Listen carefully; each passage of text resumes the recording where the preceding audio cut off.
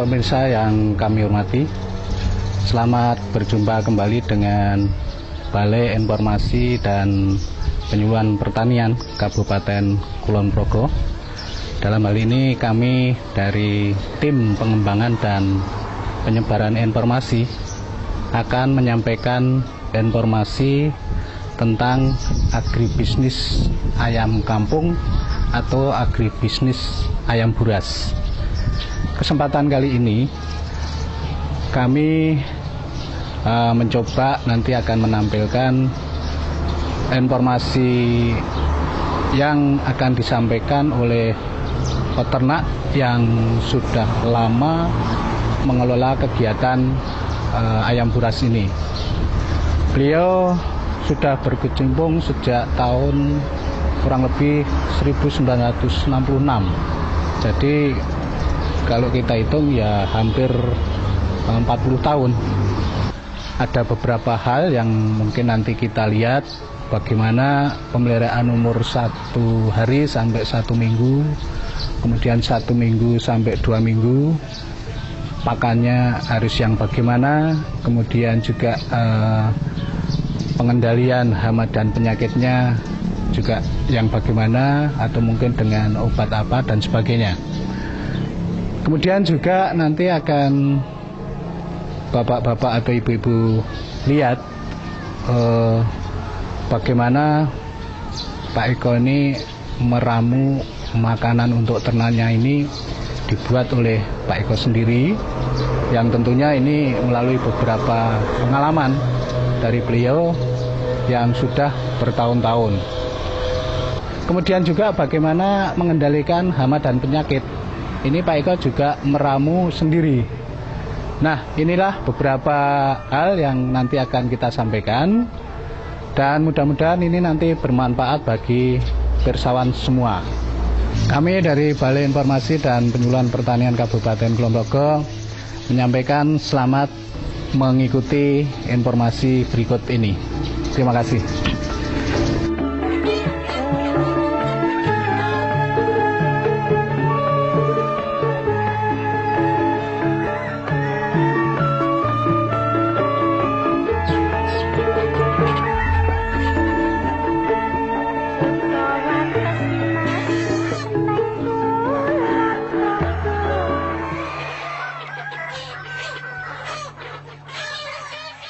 Ayam bukan ras yang biasanya disebut ayam buras memiliki potensi ekonomi yang baik apabila akan dikembangkan untuk usaha, khususnya usaha di pedesaan oleh masyarakat yang memiliki lahan sempit. Hal ini didasarkan pada cukup tersedianya bahan pakan. Bahan-bahannya mudah didapat hampir di seluruh wilayah Indonesia. Hama dan penyakit ayam relatif sedikit, sehingga mudah merawatnya. Biayanya pun untuk usaha juga tidak terlalu besar. Pada sisi lain, kebutuhan pasar akan ayam buras selama ini tidak terpenuhi dan harganya pun relatif lebih baik apabila dibandingkan ayam ras. Salah seorang tokoh tani yang berhasil mengembangkan ayam buras adalah Bapak Eko Wakradiharja. Pak Eko ini telah mengembangkan ayam buras sejak tahun 1966. Dengan demikian, pengalaman Pak Eko tentang agribisnis ayam buras tidak diragukan lagi. Sebagai tokoh tani, Pak Eko juga aktif dalam berbagai organisasi. Salah satunya adalah mengelola Pusat Pelatihan Penyuluhan Pertanian Swadaya atau P4S di Jagakarsa, Jakarta. Berbekal pengalaman dan aktivitasnya dalam berbagai organisasi, maka lengkaplah sosok Pak Eko ini apabila kita simak pengalamannya dalam agribisnis ayam buras.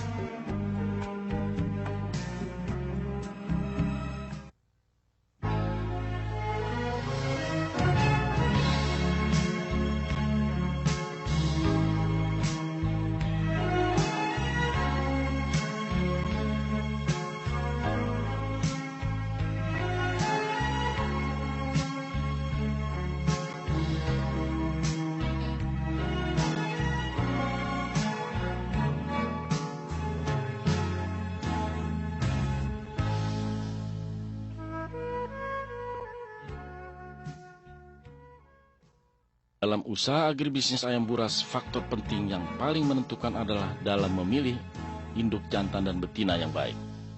Adapun ciri-ciri induk jantan yang baik adalah umur ayam 12 bulan atau lebih dan sebaiknya lebih tua dari betina. Bagian tubuh tidak ada yang cacat atau rusak. Susunan bulu teratur, saling menghimpit dan tampak mengkilat. Mata cerah dan pandangan mata tampak tajam. Gerakannya gesit, yaitu mudah berontak bila dipegang. Ukuran badannya sedang, tidak gemuk dan tidak urus. Jenggernya besar, kokoh, dan merah mengkilap. Paruh tebal, besar dan kuat.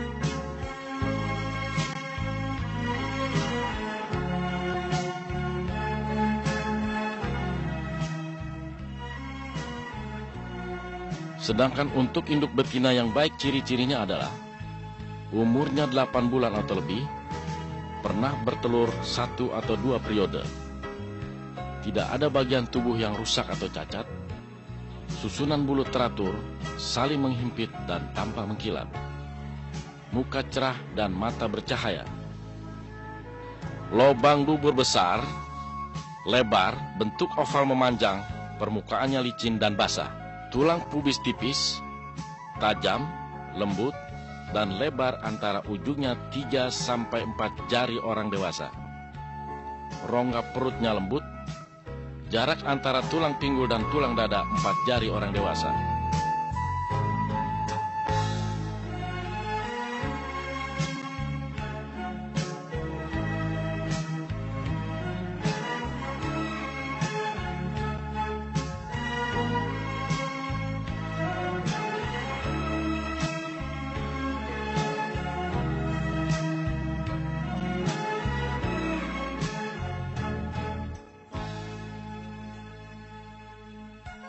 Siapkan 1 ekor induk ayam jantan yang baik di dalam kandang.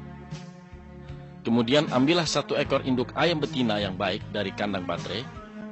Ayam yang diambil tersebut sebelum dikawinkan pada hari itu telah bertelur terlebih dahulu.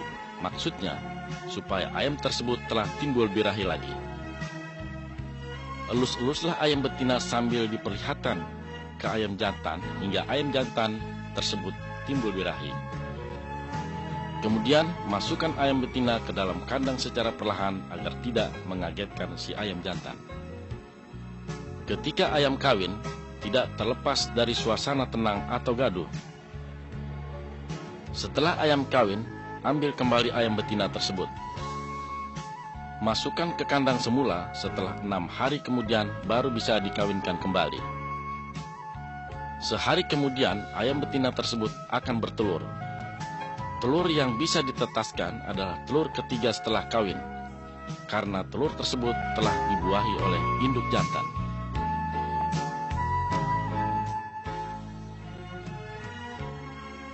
Dalam perkawinan sistem koloni, caranya adalah dengan menyatukan 1 ekor induk jantan dalam 1 kandang dengan beberapa ekor induk ayam betina. Kelemahan dengan sistem perkawinan ini, telur yang dihasilkan dari induk betina tidak dapat dipastikan telah dibuahi atau tidak oleh induk jantan. Sehari kemudian, ayam betina tersebut akan bertelur. Telur yang bisa ditetaskan adalah telur ketiga setelah kawin. Karena telur tersebut telah dibuahi oleh induk jantan, ambillah dan masukkan ke dalam keranjang. Pilihlah telur yang baik untuk ditetaskan dengan ciri-ciri kulitnya bersih, tidak terlalu tipis, tidak retak ataupun pecah, bentuk telur oval, tidak lonjong atau bulat. Karena kalau lonjong ataupun bulat, daya tetas telur tersebut rendah. Telur yang terpilih tatalah dengan baik dalam rak penetasan dengan posisi moncong telur berada di bawah. Masukkan telur yang telah tertata di rak tersebut dengan perlahan agar telur tetap tertata dengan baik. Suhu harus dijaga tetap konstan agar didapatkan kehangatan yang merata di dalam mesin penetasan.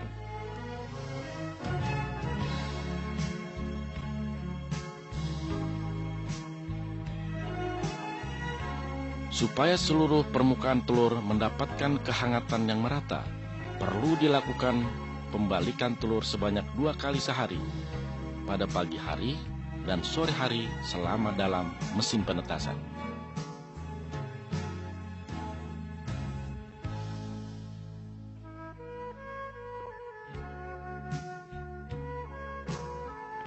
Pada umur pengeraman 1 minggu di dalam mesin penetas, biasanya sudah nampak tanda-tanda telur ayam yang dapat menetas atau tidak. Untuk memastikan telur-telur tersebut dapat menetas atau tidak, perlu dilakukan pengetesan dengan alat teropong.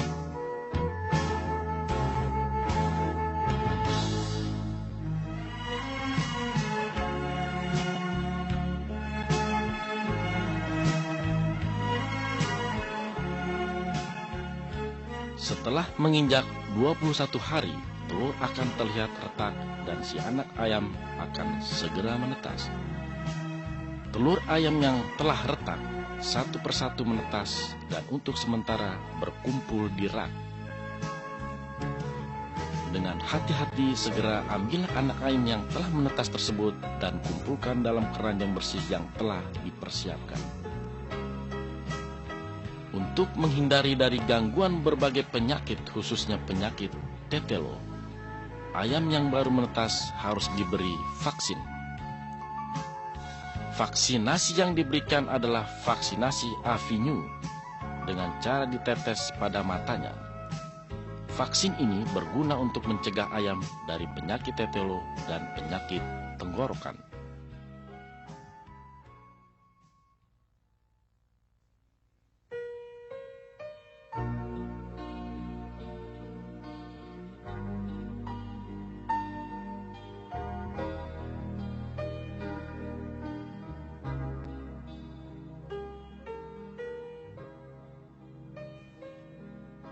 Mula-mula bersihkan kandang dengan sapu atau alat pembersih lain dari kotoran-kotoran yang diduga dapat menyebarkan penyakit. Alasi kembali kandang tersebut dengan koran.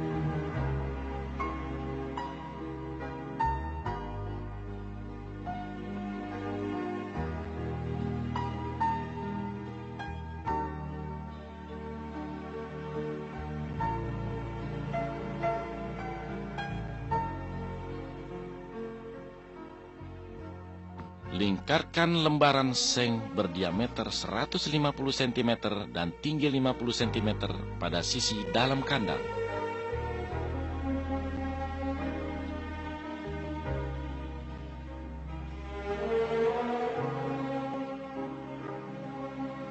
Taburkanlah pakan secara merata ke seluruh kandang, sehingga memudahkan anak ayam mencari makanan di sekelilingnya.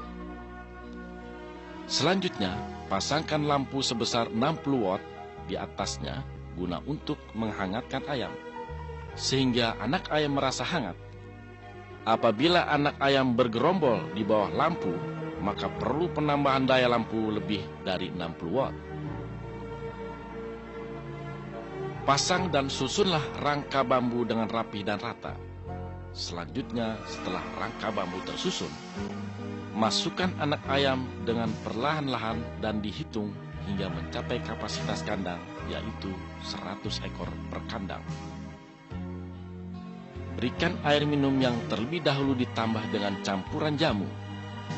Jamu ini bermanfaat untuk mengurangi bau kotoran dan meningkatkan daya tahan ayam terhadap penyakit dan mengurangi kadar kolesterol pada daging ayam yang dihasilkan. Proses pembuatannya akan diterangkan pada segmen berikutnya. Tutuplah seluruh kandang dengan koran, maksudnya agar suhu di dalam kandang tetap stabil dan merata.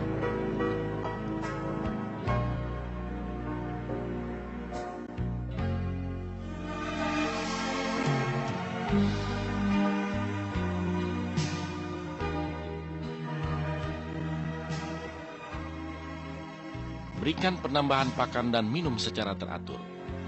Untuk ayam umur 1 hari sampai 6 minggu, gunakan pakan starter 1.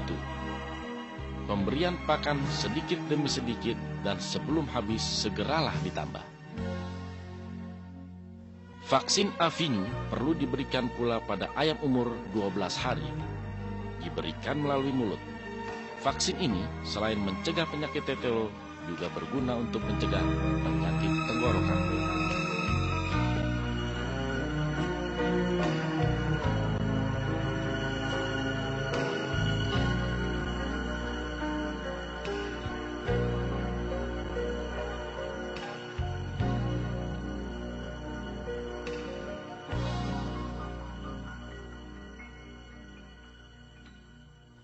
Bersihkan kandang dengan sapu atau alat pembersih lain dari kotoran-kotoran yang diduga dapat menyebarkan penyakit. Kandang ayam untuk umur 4 minggu sampai 6 minggu, alas tidak lagi menggunakan koran, tetapi menggunakan sekam. Taburkan sedikit demi sedikit hingga merata.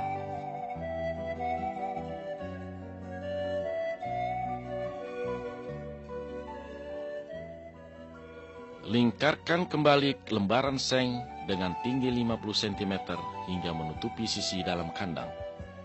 Selanjutnya, pasangkan lampu sebesar 60 watt di atasnya. Gunanya untuk menghangatkan ayam. Apabila anak ayam bergerombol di bawah lampu, maka perlu penambahan daya lampu lebih dari 60 watt. Kandang ini dipersiapkan untuk menampung sebanyak 50 ekor ayam. Dari ayam hasil pemeliharaan selama 4 minggu pada kandang terdahulu. Hasil pemeliharaan Delhi Oat Chick selama 4 minggu yang berjumlah 100 ekor tersebut, ambil dan pisahkanlah ke dalam 2 kandang dan masukkan secara perlahan, sehingga masing-masing kandang berjumlah 50 ekor ayam. Setelah itu, masukkan pakan dan minum secukupnya. Tambahkan pakan secara teratur. Pakan yang digunakan masih tetap sama, yaitu starter 1. Karena pada umur ini ayam masih tumbuh dengan pesat. Oleh karenanya, komposisi pakan masih tetap mengandung protein yang tinggi. Pemberian pakan sedikit demi sedikit sebelum habis segera ditambah. Pemberian air minum dilakukan tidak terbatas. Sebelum habis segera ditambah.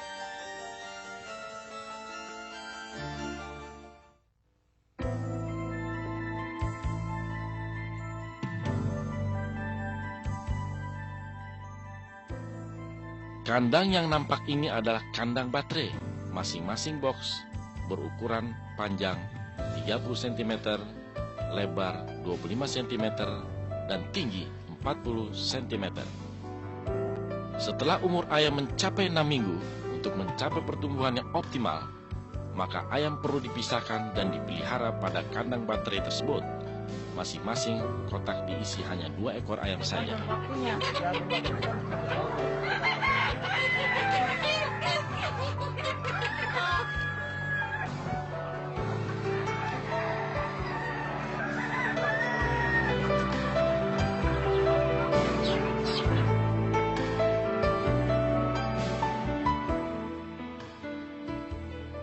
Memasuki umur ayam 7 minggu sampai 3 bulan, pertumbuhannya relatif lebih lambat dibandingkan dengan umur ayam 1 sampai dengan 6 minggu. Oleh karenanya, formula pakan yang diberikan adalah pakan starter 2. Pada pakan starter 2 ini, kandungan proteinnya lebih sedikit dibandingkan dengan pakan starter 1. Adapun perimbangan komposisi pakan ayam starter 1 dan 2 dapat dilihat pada segmen berikutnya. Vaksin perlu diberikan pada ayam umur 3 bulan, karena pada umur itu ayam sudah mulai rentan terhadap penyakit. Vaksin diberikan melalui suntikan pada dada. Jenis vaksin yang diberikan adalah strain Lasota.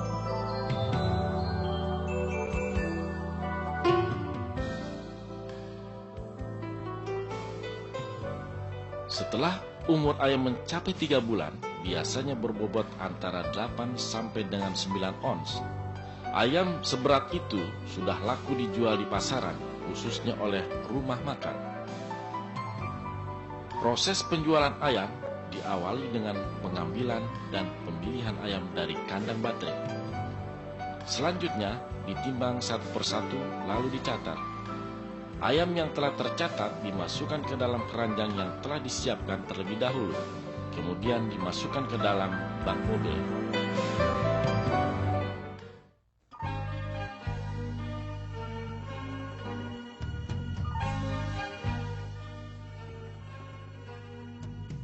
Siapkanlah bahan-bahan yang diperlukan untuk pembuatan pakan adalah sebagai berikut. Pertama, dedak halus, dapat juga diganti pahit polar atau gabah. Kedua, tepung jagung dapat juga diganti tepung gaplek, menir, tapi tidak disarankan tanpa jagung sama sekali. Ketiga, tepung kedelai dapat juga diganti oleh tepung kacang-kacangan lainnya. Keempat, tepung ikan dapat juga diganti oleh tepung darah dan tepung bekicot. Kelima, tepung daging sama dengan pengganti tepung ikan. Keenam, tepung grade dapat juga diganti oleh tepung kerang-kerangan.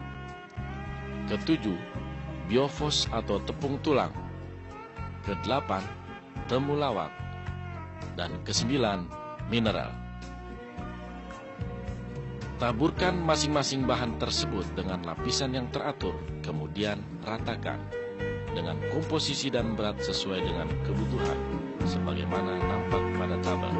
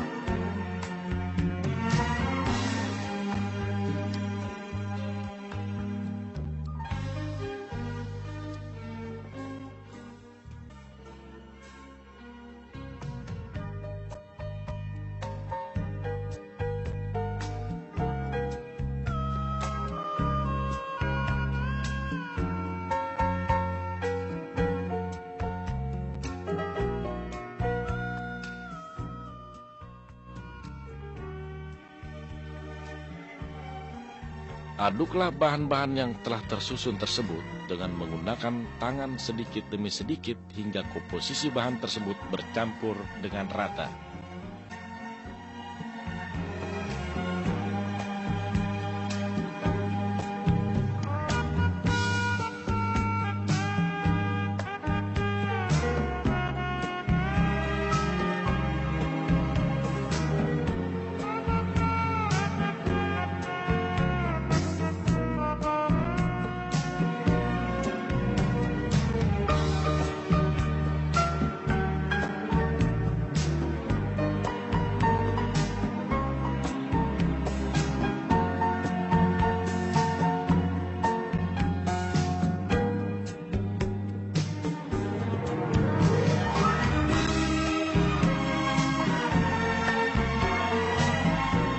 Masukkan pakan hasil pencampuran tersebut ke dalam karung, kemudian simpan di tempat yang kering untuk dipergunakan seperlunya.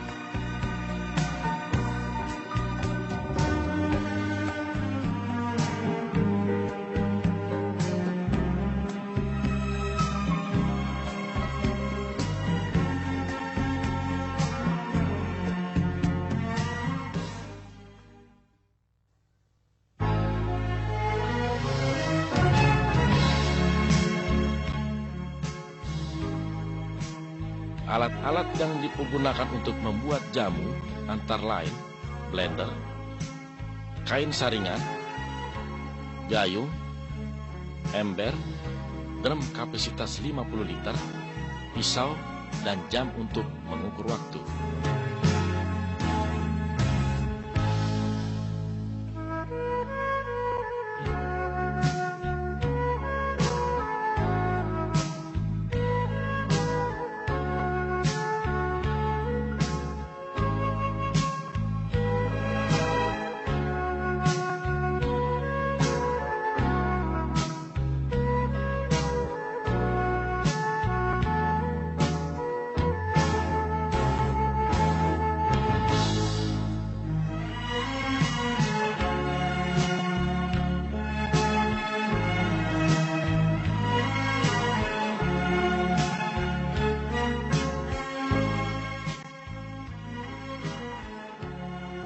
Kupaslah bahan-bahan tersebut dan diiris kurang lebih setengah sentimeter. Setelah selesai dicuci sampai bersih, lalu tiriskan hingga kering. Kemudian di blender selama 5 menit hingga halus dan ditambah air bersih sebanyak setengah liter. Setelah selesai di blender, tuangkan ke dalam drum dan menggunakan kain saringan dan diperas hingga air perasan itu habis. Lalu ampas jamu tersebut dijemur hingga kering. Kemudian bisa dipergunakan sebagai campuran pakan dengan komposisi seluruh sisa perasan jamu tersebut dicampur dengan 1 kuintal pakan. Selanjutnya, campurkanlah 1 liter tetes tebu atau molasses ke dalam air perasan jamu tersebut. Kemudian campurkan embio sebanyak 1 liter, aduk sampai rata hingga air jamu terlihat berwarna coklat. Kemudian ditambah lagi dengan air bersih yang berasal dari air sumur. Sebaiknya jangan menggunakan air ledeng karena mengandung zat kimia yang dapat mengganggu pertumbuhan bakteri. Penambahan air bersih dilakukan sehingga volumenya mencapai 40 liter. Tutup drum tersebut dengan rapat dan simpan selama 6 hari. Setiap hari drum tersebut dibuka selama 5 menit pada pagi dan sore hari. Gunanya untuk mengeluarkan gas yang ditimbulkan akibat fermentasi. Setelah disimpan atau difermentasi selama 6 hari, pembuatan jamu telah selesai dan siap digunakan untuk campuran minuman ayam.